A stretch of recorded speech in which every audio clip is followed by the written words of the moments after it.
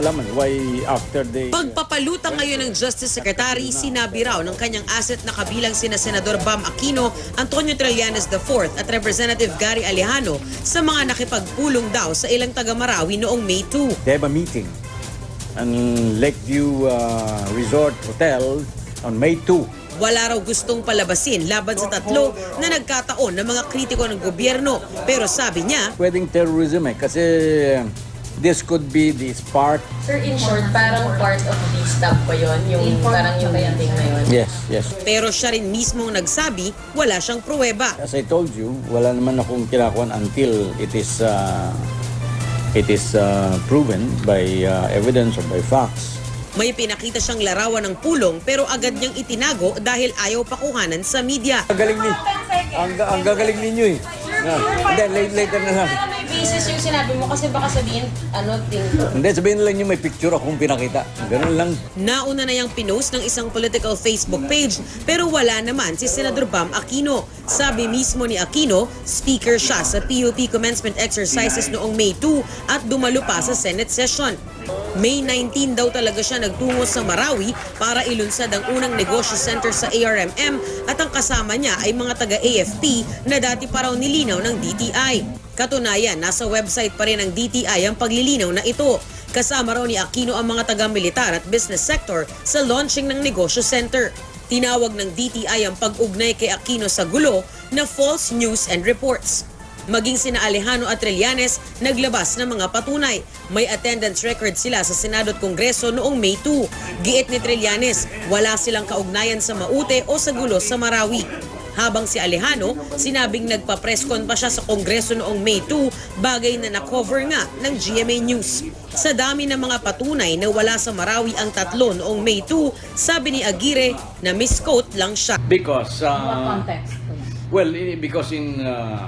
Sina Bam Aquino, Senator Bam Aquino, hindi naman sinasabi ko lang na went to Marawi on April 24 and April 28 and they stayed at they have a meeting in Lakeview Resort Hotel on May 2 where present were I think Senator Aquino, Ronald Llamas, Alejano and Trillanes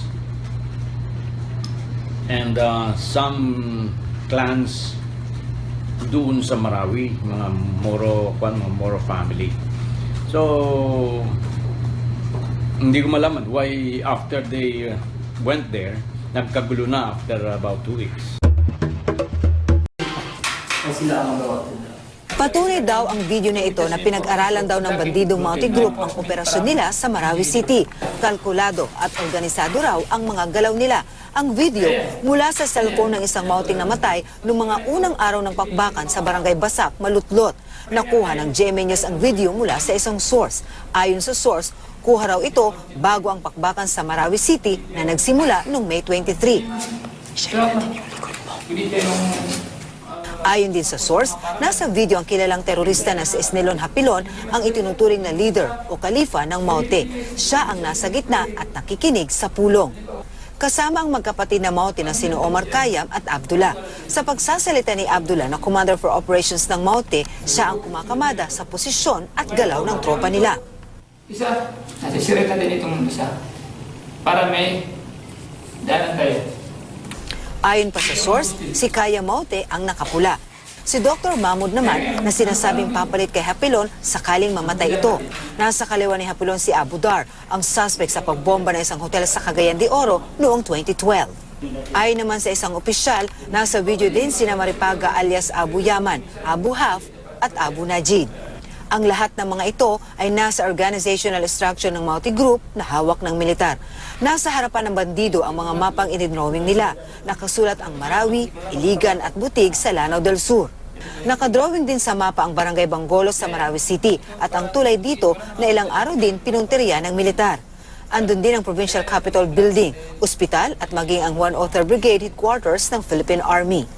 Matatanda ang sinabi ng AFP na may operasyon sila sa Marawi noong May 23 laban sa Mauti Group, pero lumaban ang grupo at hanggang ngayon ay patuloy na tinutugis ang mga bandido. Ayon kay Senator Panfilo Lacson, ito ang video na pinakita sa kanila sa briefing ng palasyo sa mga senador. Ito rin daw ang dahilan kung bakit di siya tumutol sa deklarasyon ng martial law. Si AFP Chief of Staff General Eduardo Año kinumpirma rin authentic ang video na siya nga rin daw ipinakita nila sa mga senador.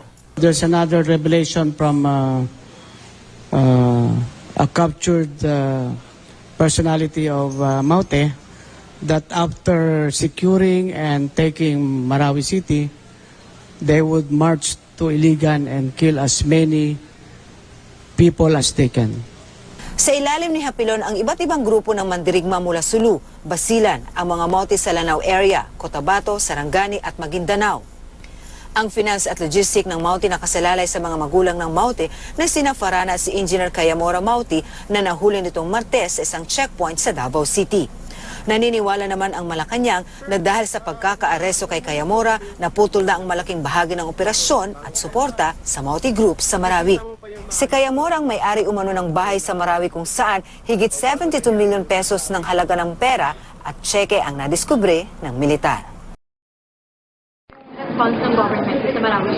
Well, currently palagay ko kailangan natin supportan yung AFP sa lahat ng kanilang operations.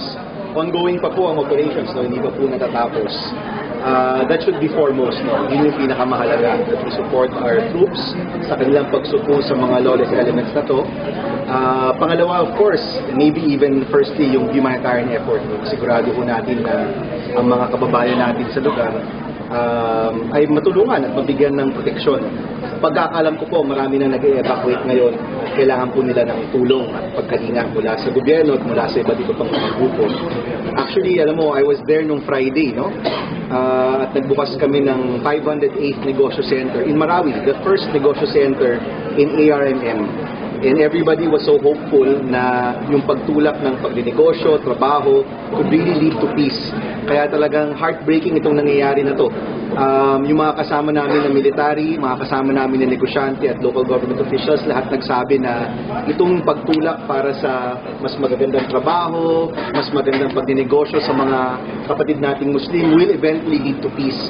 So itong nangyayari ngayon, it's really heartbreaking because the people there want peace, they want progress, gusto nila ng magandang buhay para sa kanilang lugar. And instead, ang nakukuha po nila ay isang battle zone, no? Na hindi po tama at dapat po maitigil na. Now, ito pong move of declaring martial law in Mindanao, meron naman pong constitutional processes dyan, and we hope that these constitutional processes will be followed. There's a report that needs to be given to Senate and Congress, and then, of course, merong pagsang-ayon o pagtutol po dyan na mangyayari.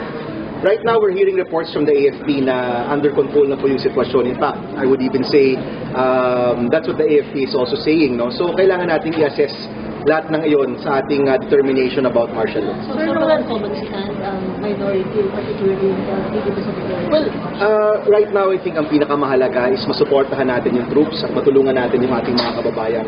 We don't want to get into something political habang tuloy-tuloy yung putukan. And at the end of the day, we have a constitutional process. Meron po tayong proseso sa ating konstitusyon. Yung martial law po na dineclare noong 70s, iba na po yung martial law ngayon. Because meron na pong checks and balances na nakalaan sa ating konstitusyon. Yung mga karapatang pantao, hindi po yan nawawala. Hindi po nawawala ang civilian courts. Hindi po nasususpend ang writ of habeas corpus ng basta-basta. We have a constitutional mandate. No? But again, right now, yung pinakamahalaga po ngayon, ay matigil na itong firefighting, masugpo yung ating lawless elements at paprotektahan ang ating mga kababayan. I think before we get into politics, before we get into these legal ramifications, yun yung pinakamahalaga at this point. Yung ating mga kababayan doon, we've heard reports na mga eskwelahan, mga religious places ang tinatamaan, and people are in fear. No? Hindi sila makalabas sa kanilang mga bahay. We need to make sure that our countrymen are protected. Yun yung pangunahin po sa lahat at masuportahan po natin ang ating armed forces. Sir, pero okay kayo na buong Mindanao for 60 days. We have kind of concerns then. Well, we want to know the reason for that. There have been news reports left and right, but there will be an official reason once that report is provided to Congress and Senate. Gusto ko natin malaman kung bakit ganun yung scope.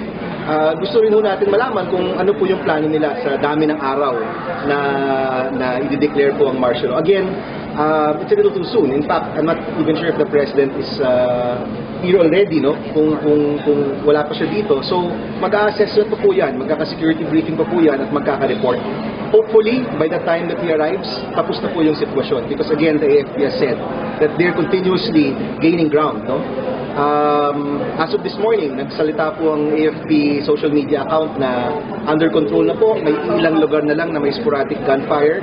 We're hoping that hopefully in a few hours masasabi ho natin na ligtas na po ang Marawi at ligtas na po ang Lanao del Sur. So sir, hindi kailangan na magkaroon ng call para talagang i-evacuate lahat ng civilians doon? Alam mo, whether may call or hindi ko alam kung merong call o wala, but ang reports po namin ay nag-evacuate na yung mga tao. There is a massive movement already happening. This can be checked. At palagay ko, mahalaga, nakaabang po ang gobyerno natin na tulungan sila. Kung meron pong lumilikas dahil po sa karahasan, dapat po handa ang gobyerno na tulungan sila. Yung palagay ko naman, gagawin naman yan, no? So, at this point, sila po yung pinakamahalaga. Mahalaga po na matigil yung putukan, mahalaga na ang AFP po natin masuportahan, at mahalaga po na mabigyan ng tamang ayuda ang ating mga kababayan.